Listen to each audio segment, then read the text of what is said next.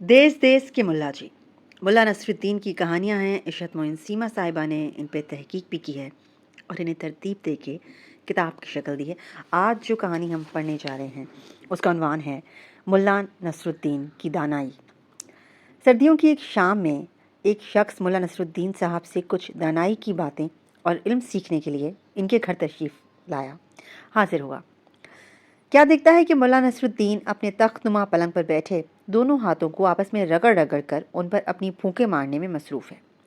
وہ سلام کرتا ہوا ملا کے قریب آیا اور نہایت ادب کے ساتھ ملا کے سامنے والی ایک کرسی پر بیٹھ گیا.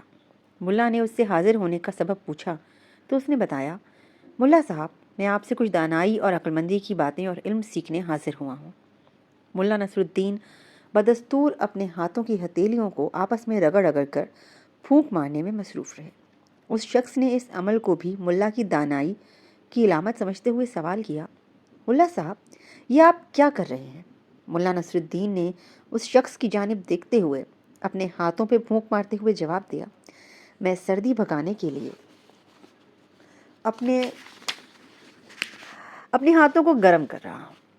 یہ سن کر اس آدمی نے سوچا کہ چلو ایک دانائی اور علم کی بات تو مجھ تک پہنچی اور میں نے جانا کہ ہاتھوں کو ملتے ہوئے پھونک مارنے سے ہاتھ گرم ہو جاتے ہیں. اتنی دیر میں ملا نصرالدین کی بیگم دو چھوٹے پیالوں میں گرم گرم دودھ لے کر مہمان کی خدمت میں حاضر ہوئیں اور سامنے رکھی تپائی پر گرم بھاپ اڑاتے ہوئے دودھ کے پیالے رکھ کر اندر چلی گئی. ملا نے بڑھ کر ایک پیالہ دودھ اس کو دیا اور دوسرا دونوں ہاتھوں سے تھام کر اپنے منہ کے قریب لے آئے اور پیالے پر ہلکی ہلکی پھونکے مارنے لگے. جب اس آدمی نے ملا کو دودھ کے پیالے میں پھونکے مارتے دیکھا تو فوراً سوال کیا, ملا صاحب, آپ اس گرم دودھ کو کیوں پھونک مار رہے ہیں؟ ملا نے دودھ کے پیالے پر نظر جماتے ہوئے جواب دیا, تاکہ یہ ٹھنڈا ہو جائے.